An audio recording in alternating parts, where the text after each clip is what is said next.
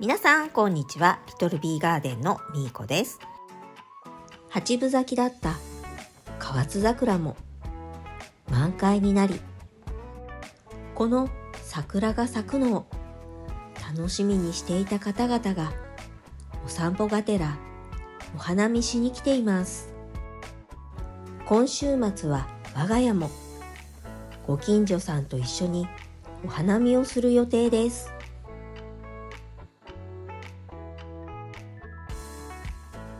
この日はビニールハウス内の気温は17度でした。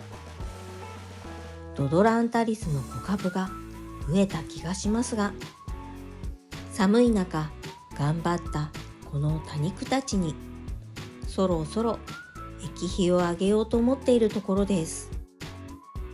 そして去年の11月に我が家にお迎えしたこのリンゴアスも葉がむっちりとして可愛く成長しています。今年に入ってお迎えしたこのシエナは小株がたくさん出てきたのはいいんですが、外葉が枯れ出して今こんな感じになっています。隣のカゴでお目覚めなのは子持ちレンゲです。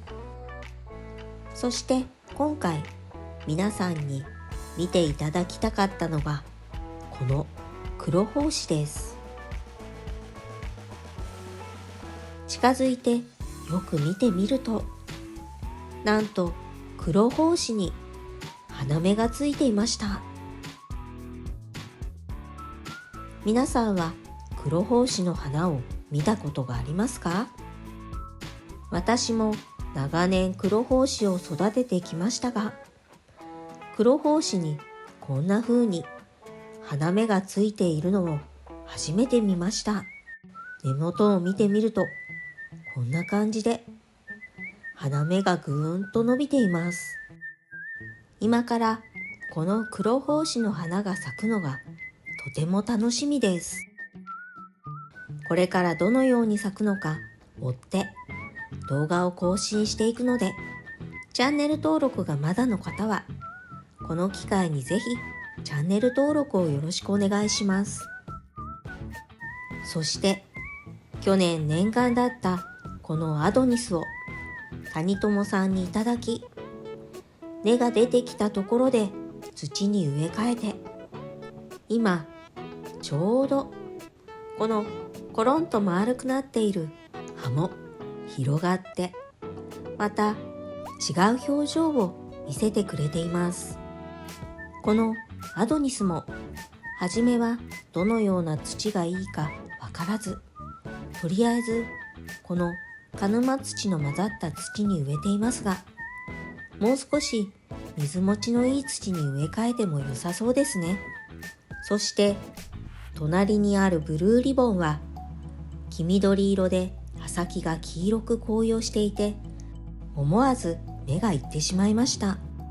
せっかくなので今回は我が家のアエオニウムを中心にご紹介していこうと思います。この黒胞子もカットした先からたくさんこぶいていますね。残念ながらこの黒胞子には花芽は上がっていませんでした。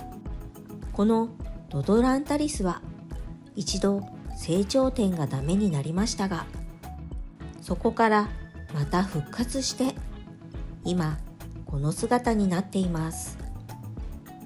そしてもう一つ成長点がダメになってしまったこのドドランタリスも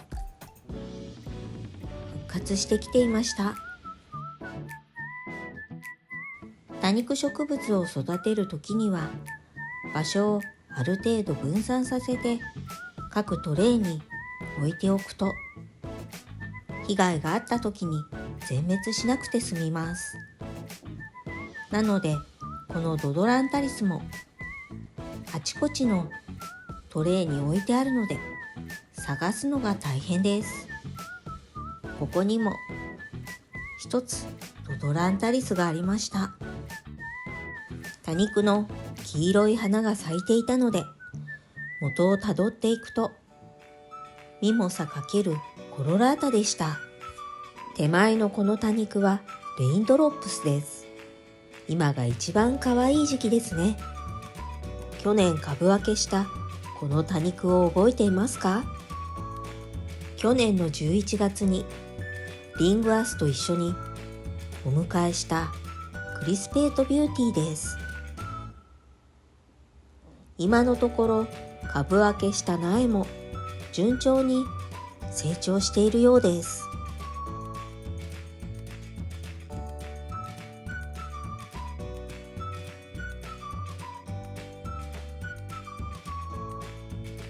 もう少し様子を見て、この親株もまた子株を外そうかな。そしてコロンとかわいいロゼットが群生になっているのはレモンベリーです。その隣でエッジを赤く紅葉させているのはピーチブロッサムでした。今年は花芽がつく多肉が少ないななんて愚痴をこぼしていましたが、それでもぼちぼち花芽のついている多肉が出てきました。多肉棚の一番上にもカットしたハロウィンがありました。その奥の多肉たちにもたくさん花芽がついていました。そして今年の寄せ植えには初めてこのドドランタリスを使ってみました。小株が周りにたくさんついていて、なんだかちょっぴり豪華に見えますね。そしてわしゃわしゃ伸びてきたブロウメアナはそろそろカットが必要です。そうそう、カットといえばこのミニベルも茎が長く伸びてしまいちょっと邪魔だったので、増やすついでにカットしておきました。茎にはすでに小さな芽がたくさん出ています。ちなみにちょうど1年前はまだこんなに可愛らしかったんですが、このカットしたミニベルもすぐに大きく成長してしまうんでしょうね。そして夏にダメにしてしまったと思っていたルビーティントが葉ざしっこちゃんで残っていました。またこんな風に成長してくれると嬉しいです。グリーンネックレスにはたくさんの花が咲いていました。そしてこのポットにもミニベルを一株植えていました。ビールのリメ缶バッグに植わっているのはピアホップです。水やりを忘れてしまうのであまり成長はしていませんが、それでも少しずつ大きくなってきました。我が家のあえをご紹介と言いつつ、他の多肉に目がいってしまいましたが、これは小人の祭りです。やはり反対側が枯れ込んできています。一度枯れ込んだ場所をカットしていますが、それでもまだ反対側だけどうしても枯れるのは原因不明です。去年植え替えしていますが、また植え替えした方がいいのかな。去年の1月に胴切りしたハロウィンも1年でこんなに成長しています。去年の1月の動画は画面の右上にカードを貼っておくので、そちらをチェックしてみてくださいね。アイオニウムはカットすればするだけ増えてくれる多肉なので、1年であっという間に増えてくれました。そしてこのハロウィンの株元にはなぜかパープルヘイズが茂っています。ちなみにこの小さなロゼットの方が親株です。胴切りして棒だけになってしまいましたが、こうしてまたたくさんこぶいてくれています。葉をよけてカットした茎の部分を見てみると、おちょぼ口のようにつぼんでいました。こっちの鉢の茎が親株の上にこんな風についていたんです。この2つの鉢も同じように胴切りして増やした黒胞子です。残念ながらハロウィンと同時に多頭にしたくて成長点を潰したカルデレンセブラックのハイブリッドは暑い夏を乗り切ることができずに枯れてしまいました。茎まで完全に枯れていたのでとても残念です。この黒胞子の株元にもこんなに黒梅穴が茂っています。黒梅穴はあっちこっちの鉢にこんな風に勝手に根付いてしまうんですよね。前回の動画の最後にも少しご紹介していましたが、このキウイも大きく成長しています。このキウイの茎を見てみると、気根が出て土にお水を求めて伸びています。もう少し水持ちのいい土の方が良さそうですね。株元にも刺したキウイが育っていました。そしてこちらも去年カットして刺しておいたキウイです。このキウイもすぐに大きく育ってくれそうですね。アエオニウムはこの時期まだ成長期なので、休眠期に入る前に増やしたい方はカットして根をしっかり出してから休眠させてあげるのをおすすめします。そしてこの作業台の下にはあの時のハロウィンが置いてありました。そして夏の間、作業台の上でほったらかしにしていて、成長点が焦げてしまったあのアデ姿を覚えていますか？元気のないアデ姿がちょっとかわいそうですが、今の姿を見て安心していただけると嬉しいです。一箇所カットしてありますが、これはご近所さんにお裾分けした後です。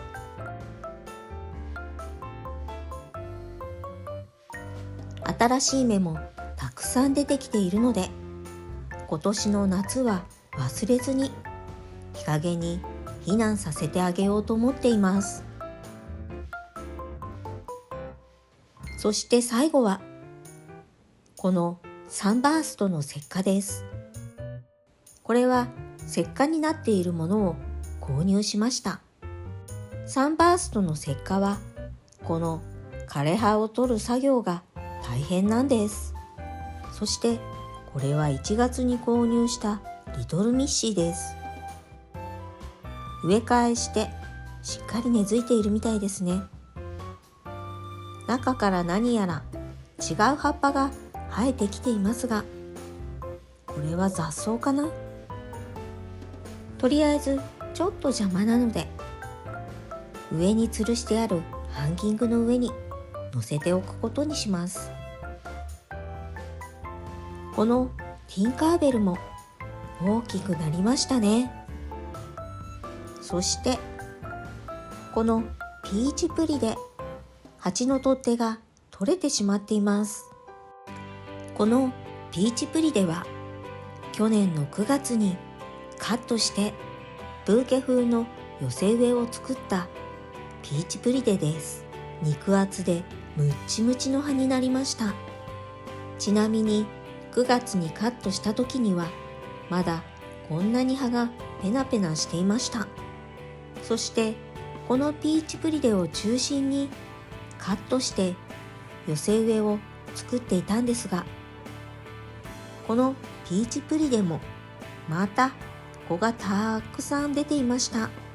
ということで今年もブーケ風のピーチプリデの寄せ植えをまた作ろうと思います。はい、ということで今日の動画はアエオを中心に庭多肉の様子を振り返って見ていきました。いかがだったでしょうか。写真や動画で過去の多肉を見返して比べてみると成長具合がよくわかります。皆さんもぜひ写真や動画に多肉の成長を記録してみてくださいね。この動画が良かったなって思っていただけたら高評価とチャンネル登録をよろしくお願いします。今日も最後までご視聴ありがとうございました。それでは次の動画でお会いしましょう。またねー。